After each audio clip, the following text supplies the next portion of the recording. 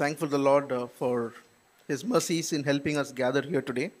இன்றைக்கும் தம்முடைய இரக்கத்தினால் நம்மை இங்கு கூட்டி சேர்த்ததுக்காக நான் ஆண்டவருக்கு நன்றி செலுத்துகிறேன். I was so much blessed even by what God spoke to us during the worship. துதி வேளையிலே ஆண்டவர் நம்மோடு கூட பேசின காரியத்தினாலும் நான் ஆசீர்வதிக்கப்பட்டிருக்கிறேன். So I'd like to start with a familiar song that most of you children sing in Sunday class. நாம் ஞாயிற்றுக்கிழமை Sunday ஸ்கூலில் நம்ம பாடுகிற பிள்ளைகளுக்கெல்லாம் தெரிந்த பாடலிலிருந்து நான் ஆரம்பிக்க விரும்புகிறேன். This is a song that says, God's love is so wonderful, it is so high you can't get over it. God's love is so wonderful. ஆண்டவருடைய அன்பு மிகவும் அற்புதமானது, அது மிகவும் உயரமானது, நாம் அதை எட்டி பிடிக்க முடியாது. It is so deep you can't get under it. அது மிகவும் ஆழமானது, நம் ஆழத்தில் சென்று அதை நாம் பிடிக்க முடியாது. And it's so wide you can't get around it. அது மிகவும் அகலமானது, நாம் அதை சுற்றி வர முடியாது. If we have such a loving Father, அப்படிப்பட்ட அன்புள்ள ஒரு தகப்பன் நமக்கு இருப்பாரானால், and if we cry out to the Lord, saying that, Lord, pour out your love in my hearts, in our hearts. நாம் ஆண்டவரே உம்முடைய அன்பை எங்களுடைய இருதயத்தில் ஊற்றும் என்று நாம் அவரை நோக்கி நாம் கதறினால், because as the song says, Lord, your love is so huge that I cannot understand it with my human thinking. அந்த பாடல் அப்படிதான் சொல்லுகிறது. ஆண்டவரே உம்முடைய அன்பு அது மிகவும் பெரிதாக இருக்கிறது, என்னுடைய மூளையினால் கிரகிக்க முடியாததா இருக்கிறது. And when God pours His love into our hearts, ஆண்டவர் தம்முடைய அன்பை நம்முடைய இருதயத்தில் ஊற்றும் பொழுது, I believe that we can forgive everybody wholeheartedly. நாம் அனைவரையும் முழு மனதோடு கூட நம்மால் மன்னிக்க முடியும் என்று நான் விசுவாசிக்கிறேன். So looking at this verse in Ephesians chapter 4 verse 32, எபேசியர் 4ஆம் அதிகாரம் 32ஆம் வசனத்தை பார்க்கும் பொழுது, it says, be kind to one another, tender hearted, forgiving each other, just as God in Christ also has forgiven you. எபேசியர் 4ஆம் அதிகாரம் 32ஆம் வசனம், ஒருவருக்கொருவர் தயவாயும் மன உருக்கமாயும் இருந்து கிறிஸ்துவுக்குள் தேவன் உங்களுக்கு மன்னித்தது போல நீங்களும் ஒருவருக்கொருவர் மன்னியுங்கள். So I would like to again start with another familiar story of the life of Joseph.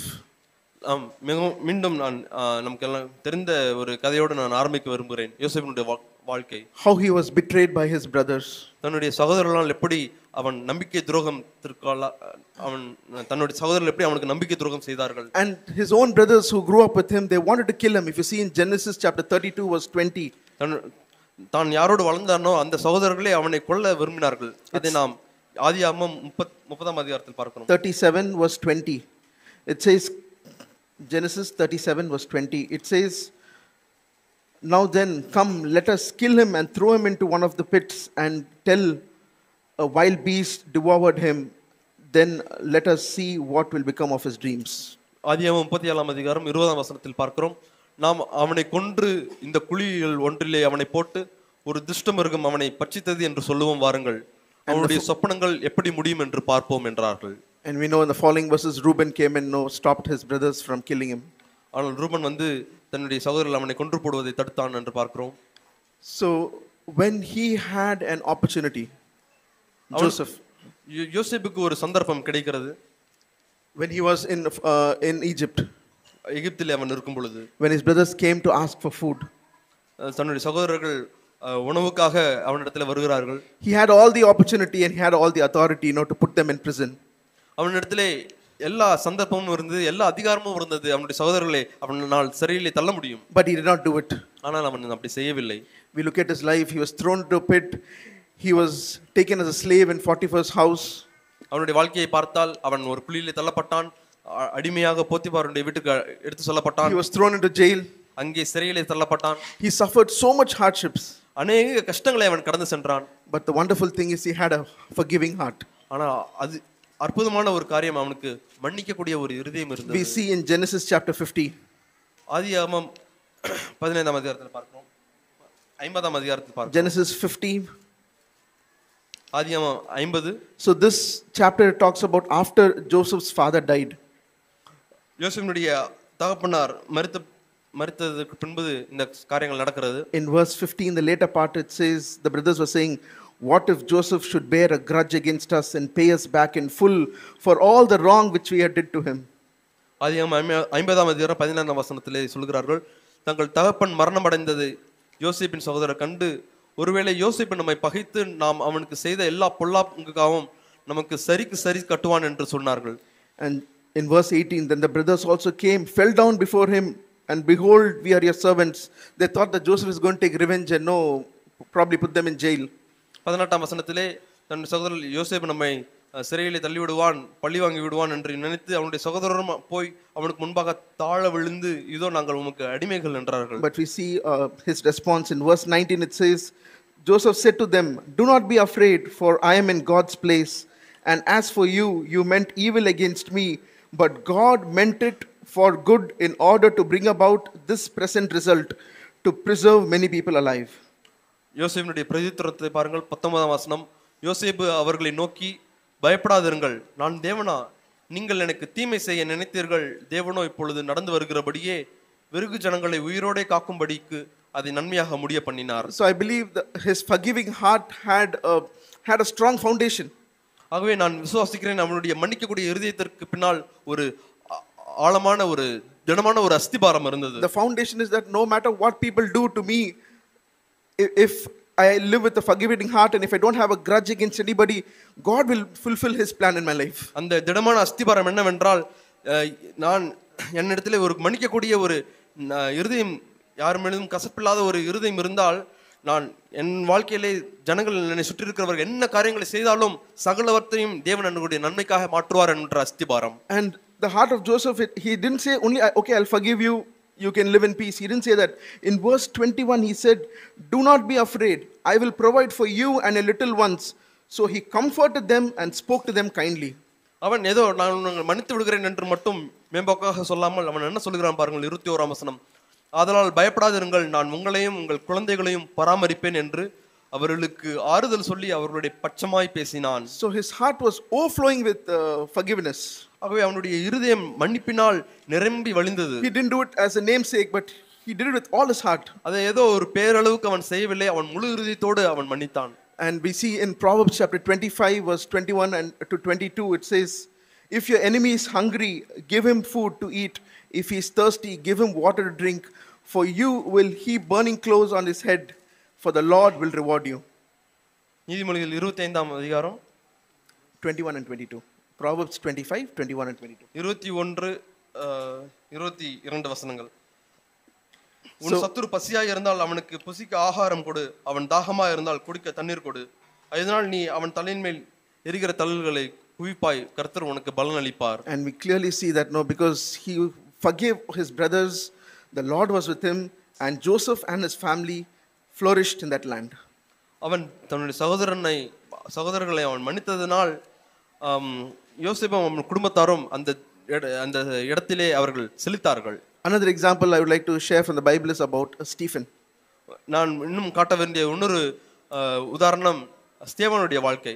We see in Acts chapter 7. அப்போஸ்தலர் 7ஆம் அதிகாரம். It says in verse 59 and 60. வசனம் 59, 60 வசனங்கள். And when they went on stoning Stephen as he called upon the Lord and said, "Lord Jesus, receive my spirit."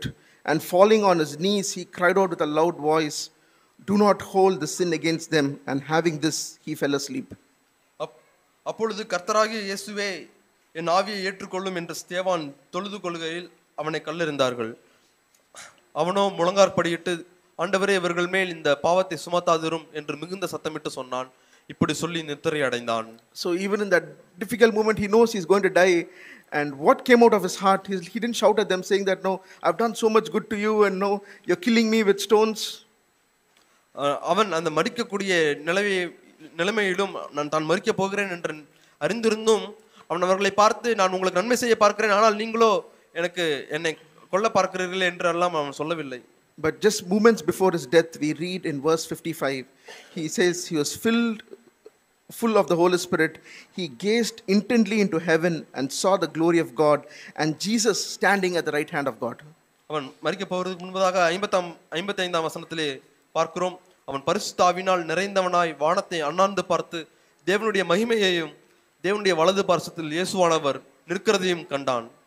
And in this verse we see that sometimes in the Bible many places we see that Jesus sitting on the throne, but here he says that he was standing on the throne. 56ஆம் வசனத்திலே பார்க்கிறோம், அநேக இடங்களிலே இயேசு உட்கார்ந்திருக்கிறதை, வலது பார்சத்தில் உட்கார்ந்திருக்கிறதை நான் பார்க்கிறோம். ஆனால் இங்கு அதோ வானங்கள் திறந்திருக்கிறதையும் மனுஷகுமாரன் தேவனுடைய வலது பார்சத்தில் நிற்கிறதையும் காண்கிறேன் என்றான். It was like Jesus was welcoming Stephen home. அங்கு இயேசு எழுந்து நின்று ஸ்தேவானை வீட்டிற்கு வரவழைக்கிறார். because he was a faithful witness to the Lord. ஏனென்றால் அவன் ஆண்டவருக்கு உத்தமமுள்ள ஒரு சாட்சியாய் இருந்தான். Our unwillingness to forgive, மன்னிப்பதற்கு மனதற்றவர்களாய் நாம் இருக்கும் பொழுது we have not understood the true grace of God. நாம் தேவனுடைய மெய்யான கிருபையை நாம் விளங்கிக் கொள்ளாதவர்களாய் இருக்கிறோம். Only then we'll have this unforgiving heart. அப்பொழுதுதான் நமக்கு மன்னிக்க கூடாத ஒரு இருதயம் நமக்கு And இருக்கிறது. Stephen, filled with the Holy Spirit, he didn't see the stones that were thrown at him. He did not see the people trying to kill him, but he was seeing God. ஸ்தேவான் பரிசுத்த ஆவியினால் நிறைந்தவனாய் இருக்கும் பொழுது தன்னை கொல்ல வந்தவர்கள், தன்னை பகைக்கிறவர்களை அவன் பார்க்கவில்லை, அவனால் தேவனை பார்க்க முடிந்தது. So I used to see in my life, no, I used to have this unforgiving attitude.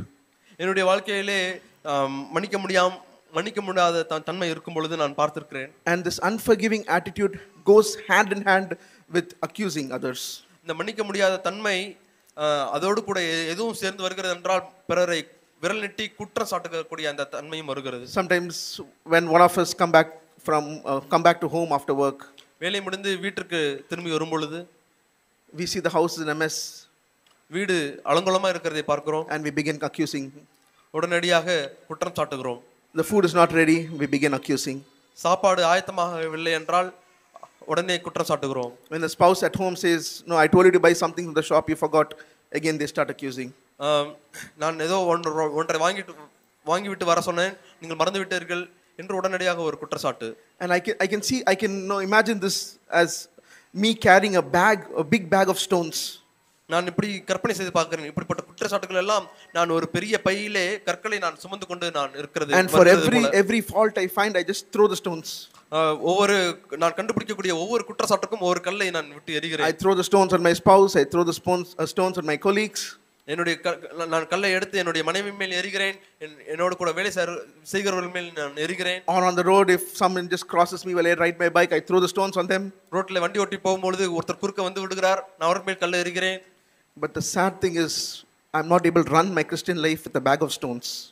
ஆனால் துக்கமான காரியம் என்னவென்றால் நான் என்னுடைய கிறிஸ்தவ வாழ்க்கையை இந்த கல் மூட்டைகளோடு கூட நான் வாழ்ந்து கொண்டிருக்கிறேன். As long as I have this unforgiving attitude and begin to accuse others, I will not be able to run this Christian life. நான் எந்த மட்டும் நான் என்னிடத்திலே மன்னிக்க முடியாத ஒரு தன்மையும் இந்த குற்றச்சாட்டக்கூடிய தன்மையும் வைத்துக் கொண்டிருக்கிறேன்னா நான் கிறிஸ்தவ வாழ்க்கையை நான் வாழ முடியாது. Like we saw these two examples about Stephen and Joseph.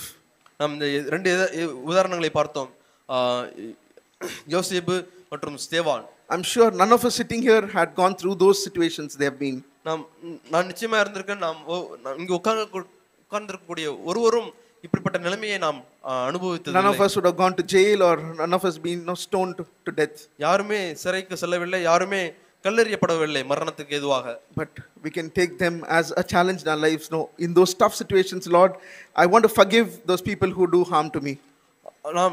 நான் ஒரு சவாலை எடுத்துக்கொள்ள விரும்புகிறேன். ஆண்டவரே, என்னுடைய கடினமான சூழ்நிலைகளிலே எனக்கு தீங்கு விளைவிக்கிறவர்களுக்கு நான் நன்மை செய்ய விரும்புகிறேன். And I said, Lord, I want to get rid of those bag of stones that I'm carrying every time with me. ஆண்டவரே, ஒவ்வொரு முறையும் நான் சுமந்து கொண்டு வருகிற இந்த கல் மூட்டையை நான் உதறிவிட விரும்புகிறேன். And probably carry a bouquet of flowers where every time I forgive people, just forgive.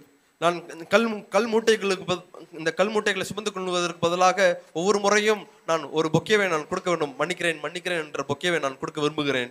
The Lord is helping me to do it, but I've still not reached the peak. ஆண்டவர் இதை செய்வதற்கு எனக்கு உதவி செய்து கொண்டு வருகிறார். ஆனால் நான் இன்னும் அந்த இடத்திற்கு நான் சென்று அடையவில்லை. Now I would like to share a few examples of the life of Jesus. இயேசுவினுடைய வாழ்க்கையிலிருந்து சில உதாரணங்களை நான் காட்ட விரும்புகிறேன். We know that Judas betrayed Jesus. நாம் அறிந்திருக்கிறோம் இயேசுவை யூதாஸ் காரியத்து காட்டிக் கொடுத்தான். And we see in Matthew chapter 26. மத்தேயு 26ஆம் அதிகாரத்தில் பார்க்கிறோம். Verse 50. 50ஆம் வசனம். So there Judas comes, brings his soldiers and tells them, the person who I kiss is going to be Jesus and he is the one who has to be crucified. யூதாஸ் அங்கு வந்து நான் யாரை முத்தம் செய்கிறேனோ அவர்தான் இயேசு, அவரை நீங்கள் பிடித்து விடுங்கள் என்று கூட்டிக் கொண்டு வருகிறான். So I would like to meditate on the heart of Jesus. இயேசுவினுடைய இருதயத்தை நான் இங்கு தியானிக்க விரும்புகிறேன். Jesus never said, hey, you are one of my 12 disciples. இயேசு அவனை பார்த்து, நீ என்னுடைய 12 சிஷ்யர்கள் ஒருவன். Among the many people over there, I chose 12 and you were one of those 12. அங்கிருந்த ஆயிரக்கணக்கான ஜனங்கள் மத்தியிலே 12 பேரை எடுத்தேன், தெரிந்து கொண்டேன், அந்த 12 பேரில் நீ ஒருவனா இருந்தாயே. For 3.5 years you were with me and you saw the miracles I did, the good I did to the people. 3 வருடமாக நீ என்னோடு கூட இருந்து நான் செய்த அற்புதங்களையும் ஜனங்களுக்கு செய்த நன்மையும் நீ பார்த்திருக்கிறாய். Jesus never spoke any of those words. இப்படி எந்த காரியத்தையும் இயேசு யூதாஸ் காரியத்தோடு பேசவில்லை. Jesus knew that no, he's going to be taken by the soldiers and he's going to be crucified, and Judas is the one who is betraying him. Jesus knew it there. இயேசுவுக்கு தெரியும் தான் காட்டி கொடுக்கப்பட்டு அவர் சிலுவையில் அறையப்பட போகிறார், யூதாஸ் காரியத்தை தான் காட்டி கொடுக்க போகிறான் என்பது இயேசு அறிந்திருந்தார். But in verse 50 you see that Jesus said to him, friend, do what you have come for. ஆனால் 50ஆம் வசனத்தில் இயேசு சொல்கிறார், சிநேகிதனே என்னத்திற்காக வந்திருக்கிறாய் என்றார். Yes, 50 verse 50, 26 verse 50. சிநேகிதனே என்னத்திற்காக வந்திருக்கிறாய் என்று இயேசு சொல்கிறார். So the Lord was able to forgive him even in that difficult moment. அந்த கடினமான நேரத்திலும் இயேசு அவனை மன்னிக்க ஆயத்தமாக இருந்தார். And we know when he was crucified on the cross, இயேசு சிலுவையிலே அறையப்படும் பொழுது he said in Luke chapter 23 verse 34. லூக்கா 23ஆம் அதிகாரம் 24ஆம் வசனம் இதிலே பார்க்கிறோம். He says, Father, forgive them, for they do not know what they are doing. பிதாவே இவர்களுக்கு மன்னியும், தாங்கள் செய்கிறது என்னதென்று அறியாதிருக்கிறார்கள் என்று சொல்கிறார். This is not only for big people. Forgiving is not only for big people here sitting here.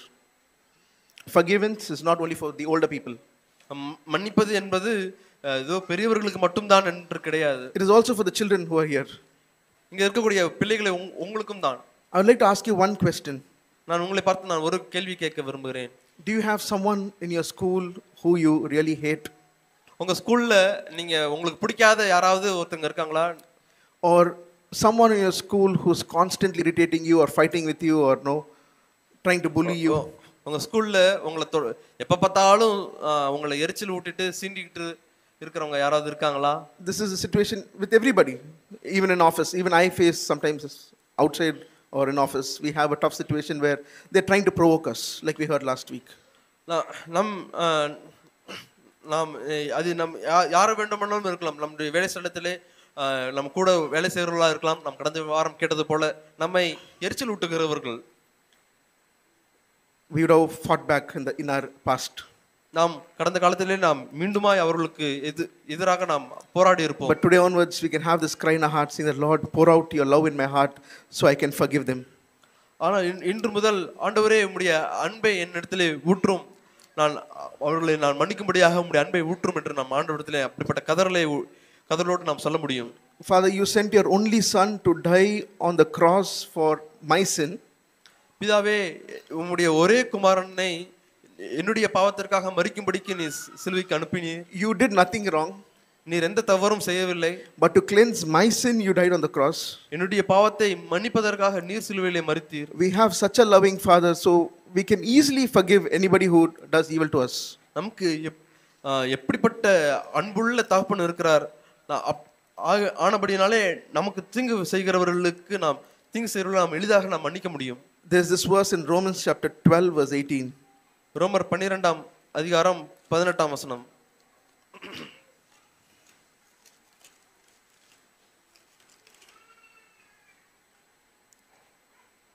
If possible, so far as it depends on you, be at peace with all men. கூடுமானால் உங்களால் ஆன மட்டும் எல்லா மனுஷரோடும் சமாதானமாயிருங்கள். Do not take your own revenge, beloved, but leave the room for the wrath of God. பிரியமானவர்களே, பழிவாங்குதல் எனக்குரியது, நானே பதில் செய்வேன் என்று கர்த்தர் சொல்லுகிறார். Vengeance is mine, I will repay, says the Lord. 19 last part. என்று கர்த்தர் சொல்லுகிறார் என்று எழுதியிருக்கிறபடியால் நீங்கள் பழிவாங்காமல் கோபாக்கினைக்கு இடம் கொடுங்கள். And in verse 20 it says, if your enemy is hungry, feed him. If he is thirsty, give him a drink. For in doing so, you will heap burning coals upon his head.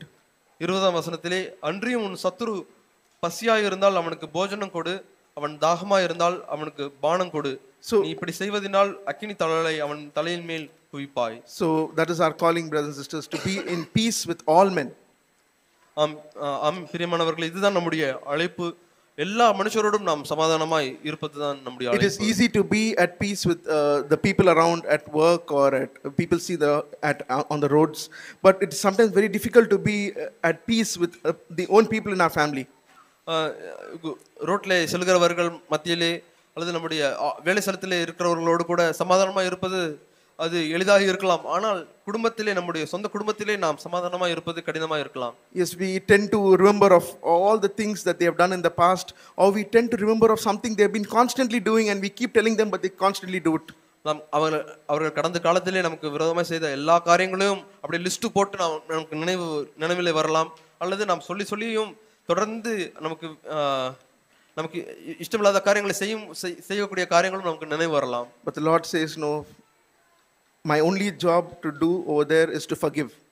ஆனால் ஆண்டவர் சொல்கிறார், உன்னுடைய ஒரே வேலை, உனக்கு இருக்கக்கூடிய ஒரே வேலை நீ மன்னிக்கிறது தான். So if you forgive, I will help you overcome the situation. நீ மன்னித்தால் அந்த சூழ்நிலையை மேற்கொள்வதற்கு நான் உனக்கு உதவி செய்கிறேன் என்று சொல்கிறார். If you do not forgive and try to accuse, நீ மன்னிக்காதபடிக்கு நீ குற்றம் சாட்டினால், I've seen that, no, I begin to take that situation in my own hands. நான் மன்னிக்காதபடிக்கு நான் குற்றம் சாட்டும் பொழுது அந்த சூழ்நிலை என்னுடைய சொந்த கைகளே நான் எடுத்து பிடித்துக் கொள்கிறேன். And the moment I take the situation in my own hands, it becomes a mess. நான் எப்பொழுது சூழ்நிலையை என்னுடைய கையிலே நான் எடுத்துக்கொள்கிறேனோ அப்பொழுது அந்த சூழ்நிலை அது சின்னபின்னமாகி விடுகிறது. We know in Matthew chapter 6 verse 14 and 15. மத்தேயு 6ஆம் அதிகாரம் 14-15 வசனங்கள். For if you forgive men for their transgressions, your heavenly Father will also forgive you. But if you do not forgive men, then your Father will not forgive your transgressions. மனுஷருடைய தப்பிதங்களை நீங்கள் அவர்களுக்கு மன்னித்தால் உங்கள் பரமபிதா உங்களுக்கும் மன்னிப்பார்.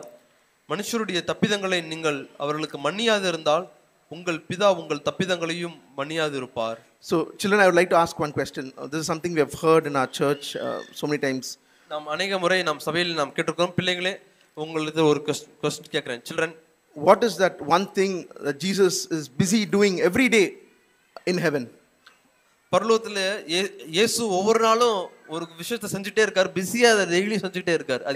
Anybody can tell me? பிள்ளைங்க சொல்றீங்களா? Jack brother சொல்லிருக்காங்க. Yes. Yeah, he's also watching here, right? Yeah, but forgiving us. ஆண்டவர் நம்மை மன்னிக்கிறவராய் இருக்கிறார் ஒவ்வொரு நாளும். I can picture this, Jesus sitting in heaven and so many millions of people around the globe are praying and crying out to him, Lord, forgive me, Lord, help me to overcome this sin. நான் கற்பனை செய்து பார்க்கிறேன். இயேசு உட்கார்ந்து கொண்டிருக்கிறார். ஆனால் பூமி எங்கும் இருந்து ஜனங்கள் இப்படி ஜெபிக்கிறார்கள். ஆண்டவரே என்னை மன்னியும், இந்த பாவத்தை மேற்கொள்ள எனக்கு உதவி செய்யும் என்று ஜெபிக்கிறார்கள். And Jesus busy saying, no, forgiven to all the prayers. எல்லா ஜெபங்களுக்கும் இயேசு சொல்கிறார், மன்னிக்கப்பட்டாய் என்று சொல்லிக் கொண்டே இருக்கிறார். But me standing here, I say, Lord, forgive my sins. I am also crying day and night. நானும் இங்க நின்று கொண்டு இரவும் பகலும் ஆண்டவரே என்னை மன்னியும் என்று நான் ஜெபிக்கிறேன். The Lord will just think for a second. No, hold on. ஆண்டவர் யோசித்து பார்த்து, இல்ல சற்று பொறு. This is how I imagine. He says, no, this person who is crying out day and night for a sin has not forgiven his spouse or is not forgiven his colleague at work, so he is not forgiven for now. நான் இப்படி தான் யோசித்து பார்க்கிறேன். இங்கு ஒருத்தன் ஜெபிக்கிறான், மன்னியும் என்று அவன் இரவும் பகலும் என்னை நோக்கி ஜெபிக்கிறான். ஆனால் அவனுடைய வீட்டிலே அவனுடைய மனைவியோ அல்லது வேலை ஸ்தலத்திலே கூட உள்ள வேலை பார்க்கிறவர்களையோ அவன் மன்னிக்காமல் இருக்கிறான். ஆகவே அவன் சற்று நான் பொறுத்திருக்கிறேன். If you can imagine this, dear brothers and sisters, what a pathetic situation our Christian life will be if the Lord watching us is not forgiving us. நம்மை காண்கிற தேவன் நம்மை மன்னிக்காமல் இருப்பாரானால் நம்முடைய வாழ்க்கை எவ்வளவு பரிதாபமாக இருக்கும் சகோதரர். We will have no hope. நமக்கு எந்த நம்பிக்கையும் இருக்காது. The Lord is merciful to us. ஆண்டவர் நம்மேல் இரக்கமாய் இருக்கிறார். So let us also be having this attitude of forgiving others. நாமும் பிறரை மன்னிக்கக்கூடிய இந்த நல்ல மனப்பான்மை உடையவர்களாய் இருப்போம்.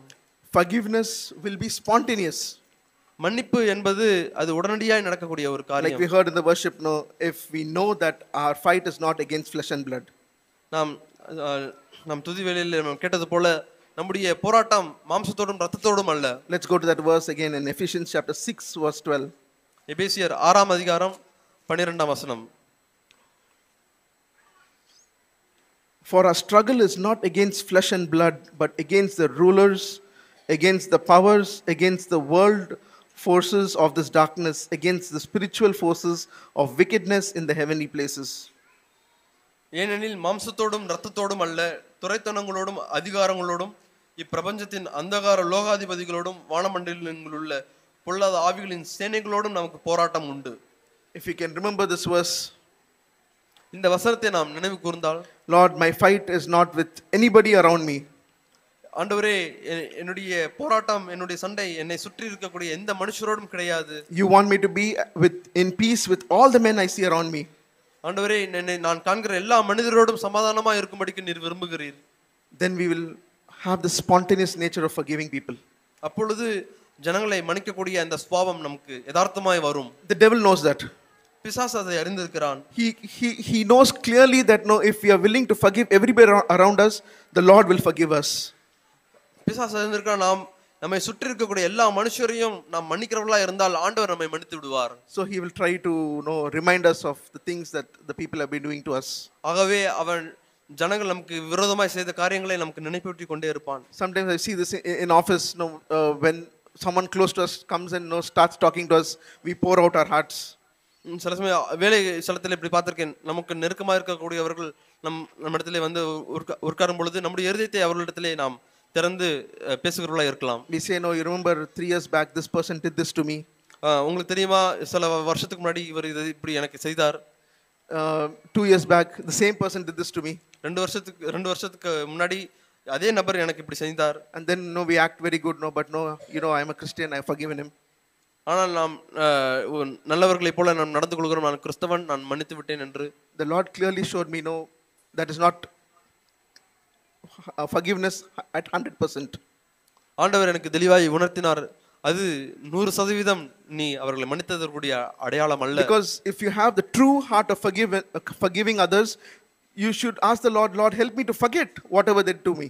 100% அவர்களை மன்னித்திருந்தால் நீ ஆண்டவரிடத்தில் கேட்கணும், 100% ஆண்டவரே அதை மறக்க எனக்கு உதவி செய்யும் என்று நீ கேட்டிருக்க வேண்டும். And the Lord will help you forget it. ஆண்டவர் அதை நீ மறப்பதற்கு ஆண்டவர் உனக்கு உதவி செய்வார். So the devil, whenever he tries to tempt us and remind us of whatever people did to us, ஆகவே பிசாசு ஜனங்கள் நமக்கு விரோதமா என்னென்னவற்றெல்லாம் செய்தார்கள் என்பதை நமக்கு நினைவூட்ட அவன் முயற்சிக்கும் போது, let us meditate on how much the Lord loved us. நாம் இயேசு எப்படி நம்மை நேசித்திருக்கிறார் என்பதை நாம் நினைவு கூறுவோம். He did not see any good in me. அவர் என்னிடத்தில் எந்த நன்மையும் அவர் பார்க்கவில்லை. Though we were yet sinners, he came for us.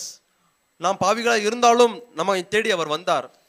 And this is one thing that keeps encouraging me when I work on this part of forgiving others every time.